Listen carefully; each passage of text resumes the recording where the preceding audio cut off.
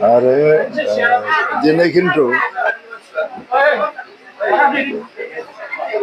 फ्राय इउपिपिएलनि मोनसे बार बारनो हमदों रायजो राजाफ्रा मिथिनो मोनबाय जे एबार इउपिपिएलनिनो गभर्नमेन्ट जागोन प्रमद बर'निनो दैदेननायाव आरो गभर्नमेन्ट जानो थांगासिनो दं बिपिएफआ खुनु खारनाव गभर्नमेन्ट जानो हाया आरो बिजेपिआबो दिनैनि दिनाव बिटिसिआव गभर्नमेन्ट जानो हानाय अबस्था गैया सराइबिलावबो दिनै बिजेपिआ जोबोद माने गोसो होनानै नांदों आरो बे सराइबिल समस्तिखौ मोनसे सिमां नुदों बिसोरबो नाथाय सिमाङा सिमाङैनो जानानै थांगोन मानो होनबा आं जुदि बुङो दिनैहाय थांनाय बाराव उइलियाम नार्जारिया बिजेपिनिफ्राय 10,000 भट मोनदोंमोन आरो जों इउपिपिएल हिसाबै 12,000निबो बारा भट मोनखादों बिजेपिनिफ्राय बांसिनखा जोङो आरो मृत्युन्जया 15,929 भट मोनदों तो मृत्युन्जयनि भटआ दा बहुत खमायलांबाय आरो इउपिपिएलनि भटआ बारायलांबाय थादों बिजेपिनि भटआ खुनु खारनाव बारायाखै बेनो बे दङ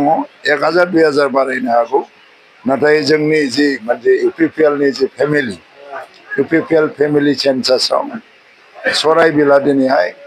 बिराद बुरजा भट लानानै प्राय 18-19,000 भट लानानै देरहासार जालांनो थांगासिनो दं खालि सराइबिलल' नङा जमदुवार कसुगाव दतमा बनरगाव सालाकाथि श्रीरामपुर बेनिफ्राय गोबां समस्ति आङो नाम मख'नो हाला ओंखायनो प्रमद बर'नि दैदेननायाव गासै बिटिसि ओनसोलाव 40टा समस्तिनि गेजेराव जों खमसे खम 25टा नङाबा 27टाबो मोननो हागौ खिन्थु मिनिमाम जोङो 25टासो सिट लानानै जोङो गभर्नमेन्ट दानो थांबाय थादों आरो जों इउपिपिएलखौ खुनु राजनितिक हान्जाया होबथानो हानाय गोहो गैया सरकारा दागोन प्रमद बर'आ शपथ ग्रहण खालामगोन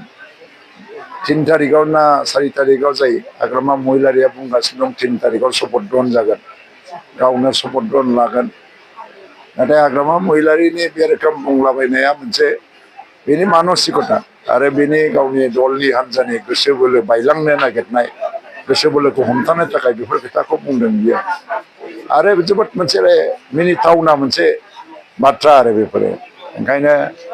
दा जोङो इउपिपिएल हान्जायानो शपथ ग्रहण खालामगोन आरो गभर्नमेन्टबो दागोन